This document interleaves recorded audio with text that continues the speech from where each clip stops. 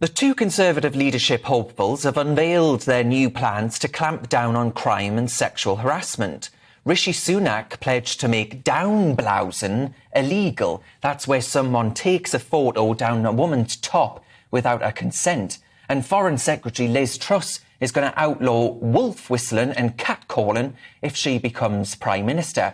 It's part of a wider crackdown on misogyny in public places that they both hope will tackle violence against women and girls. So is this a long overdue change or an overreach of the state? And is it even enforceable? Well, to debate this even, I'm joined by the leader of the Children and Family Party, Mike Buchanan, and author and broadcaster Amy Nicole will be with us in just a moment, and the political commentator Dominique Samuels here with me in the studio. Mike, come on, do you reckon this ban on wolf whistling and catcalling, is this long overdue? Won't it be a nicer environment for women to not have to worry about being exposed to this sort of thing? Darren, these are just the latest examples of politicians' pathetic pandering to miserable, whiny feminists. We know from a survey carried out by the Forces Society, a radical feminist charity, that only 1 in 11 women and 1 in 25 men are feminists, and yet the politicians continually pander to them. I mean, what next exactly? I mean, should we make what about up-sleeving? You know, taking photographs of women's arms. Perhaps we should have men wearing blinkers. A law saying men have to wear blinkers when they're out of doors in case their gaze falls upon some of these special snowflakes. Do you agree with those sentiments? That was funny. But I think in terms of Rishi Sunak's policy of down-blousing, that being taking photographs of a woman's boobs, essentially, without her consent, I do agree with that. I think it really is in stark contrast to Liz Truss's proposed policy, which I really don't see how the police are going to enforce this. And I think there are more pressing issues that the police should be focusing on rather than policing minute exchanges between men and women. Look, as a woman, I've been catcalled, I've been wolf whistled at. Am I going to then stand there and call the cops? No. Will they come? I mean, they don't even arrive for burglaries. Probably not. So it just seems to be a waste of police time when they could be spending more time focusing on women being actually raped and murdered rather than someone whistling at someone. Mike, do you actually think that this is creating a climate of fear in which men are going to just ultimately become too afraid to even speak to a woman? There is that risk, of course. But before this discussion, Darren, I spoke with Elizabeth Hobson, the young anti-feminist woman who was leader of this party for over a year. And in her email to me following that discussion, she wrote this. And this is with regard to down-blousing. Another day, another absurd feminist grievance. Women are important members of our society, and we should be encouraged to flourish. Please encourage us by understanding that we can cope with the day-to-day hurly-burly of being an individual in contact with other individuals all by ourselves. Please stop drilling these messages into us that we're victims who need the authorities to regulate our interactions. We grow when we're challenged to. Let us grow. Okay. We should not tie up the police and solicitors and courts with ridiculous cases about down-blousing and wolf whistling. Amy Nicole, do you agree with those sentiments? Do you think actually the two Conservative leadership candidates are just way off the mark here? You create extra burdens for the police and these measures aren't necessary? I think what your other guest has just said there is exactly the problem. We've completely normalised behaviour that is damaging and toxic and only ever happens to women. We're talking about horrible incidences that women have to take as part of their daily lived experience, and that's the problem. And once again, this whole debate has been completely trivialised. This isn't about a little wolf whistle here and there. This is about street harassment. This is about serial street harassment. And Liz Truss wasn't saying we're going to criminalise it and anyone who even looks at a woman gets handcuffs taken off and given the death penalty. This is about taking incidences and making a record, and then you can see repeat offenders and you can see patterns starting to emerge, because the serious harm that we all agree that we want dealt with is built upon these little incidences. The killer of Sarah Everard, Wayne Couzens, was known to be a indecent exposure and flasher.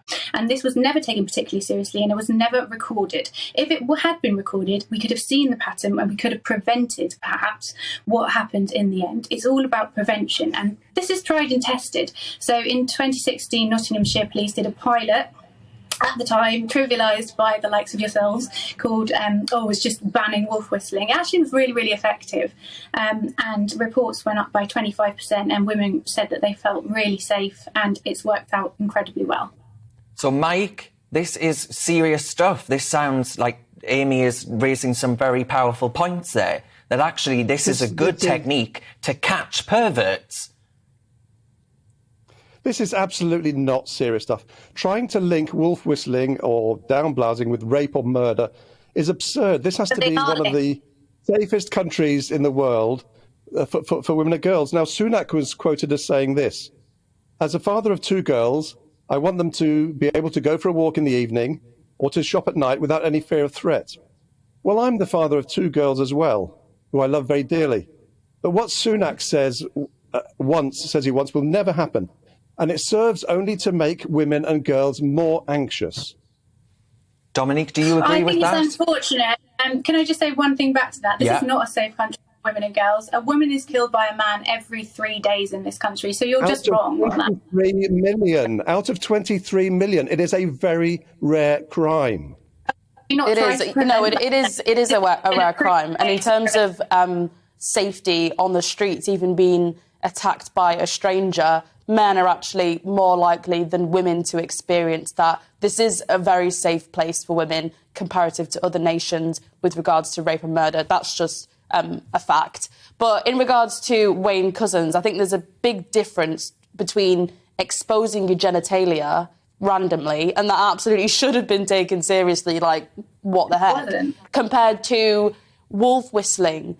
I think those are two very different things, and I think he does raise a good point. It's sort of instilling this culture of fear within women that any sort of unwanted attention from men needs to automatically be criminalised. And what that is doing is that's micromanaging relationships between men and women. When it comes to, obviously, rape, murder, sexual harassment, they should obviously be taken seriously, but you run the risk of we're policing people's speech even more now, and then policing interaction. You're creating a culture of fear and anxiousness in a country that's supposed to be free. Amy, are you not just perpetuating this sense that women are victims?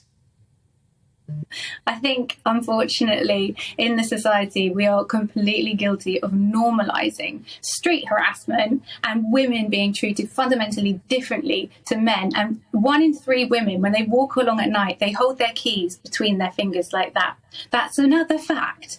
I think that what this offers is just a way to protect women and offer them the reassurance that we are going to do something about the culture. I hear what you're saying. I get that point, Amy. But I would put to you, actually, that walking around the streets of Sadiq Khan's London, I'm a bloke and I don't feel especially safe. I think that's a completely separate issue, really. Well, how? Because we're talking about recording misogyny and making a record so that we can see patterns emerging of people that are potentially dangerous to women. We're not talking about somebody shouting. And also, I saw the other day somebody saying they were wolf whistles and they found that complimentary. I think that's a real problem, that we have that in our society, and that is now seen as something that can be not only accepted but weirdly just taken not seriously. Amy, come on. Everyone knows that when a man expresses interest in a woman, in some cases it can be creepy and not wanted, but in most cases it's when you don't actually fancy the person that's doing it. I think you just have to be honest about that.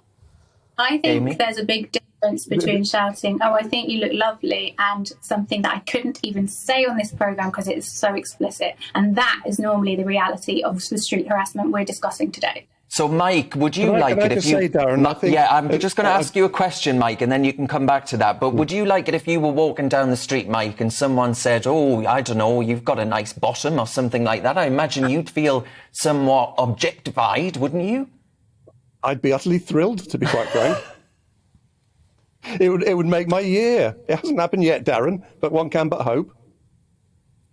And I just wanted to say, to say that wolf whistling or catcalling are evidence of misogyny, well, to normal people, which obviously excludes feminists, that is just absolutely ridiculous. They're expressions of appreciation for women, and normal women appreciate it. And plenty of women have told me that as they got older, they didn't get wolf whistled, and they're kind of pissed off about it. Oh, I apologise for that language there by Mike. Sorry, but Amy, you had some point to raise there. I just think it's absolutely startling and astounding that you've got a guest who is endorsing wolf whistlers. So you would be happy for your daughters to walk along the street and have random men shout from the other side of the road about their body parts? Is that what you want? It's not what I want, but at the end of the day, you're seeking a world that can never exist, and women will always. I would rather that women build some resilience rather than be special snowflakes who melt. Right. Who melts just as a man shouts something women, in the street. Right? So men are exempt from this, that. but we as women must accept things that you don't experience or have to deal with anyway. We have to be accepted. Amy, men get shouted at. I can tell you, any Scotsman who wears a kilt into a pub or a bar will have stories about about drunk women taking photographs up their kilt. But you've never heard about men whining on about up-kilting, have you? Dominique? I can't believe this is reduced to this. We're essentially living in a country that's decriminalised rape. I think only 3% of rapes are. Dominique, I want Dominique to come in on that. That's quite a serious charge. Yeah, no, I think that's probably a bit dramatic. We haven't effectively decriminalised rape. I think the problem is that the police aren't actually solving crimes, and that's the problem. I think a really big distinction needs to be made. Of course, I've been catcalled, I've been whistled at. It's not nice. It's annoying. I don't like it when men do it, but I'm focusing on how realistic is it to make the act in itself illegal, and what are the knock-on effects of that.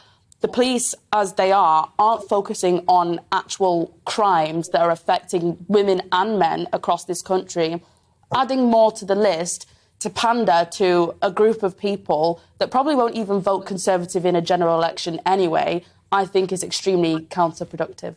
Amy, with a lot of these things, like on the gender pay gap, for example, which doesn't compare like-for-like roles, for example, a lot of this stuff just seems to be myth. Would you accept that?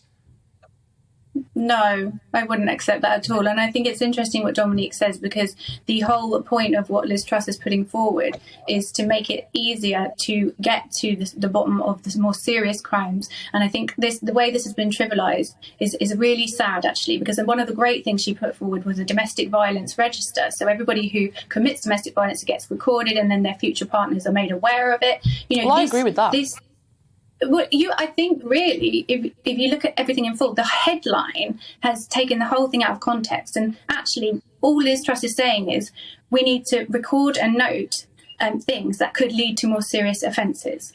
And that is going to lead to what Dominique is saying we should be dealing with. It will make it easier and simpler to take these steps early on to prevent the more serious crimes. OK, we're going to have to leave it there, folks. In a pilot scheme that's been going since 2016. It's tried and tested. OK. This isn't a new idea. We'll leave it there. Thank you very much to each of you for your time. My thanks, of course, to the leader of the Children and Family Party, Mike Buchanan, and author and broadcaster Amy Nicole and Dominique Samuels in the studio with me. Plenty more to come this afternoon on Real Britain. Next, we're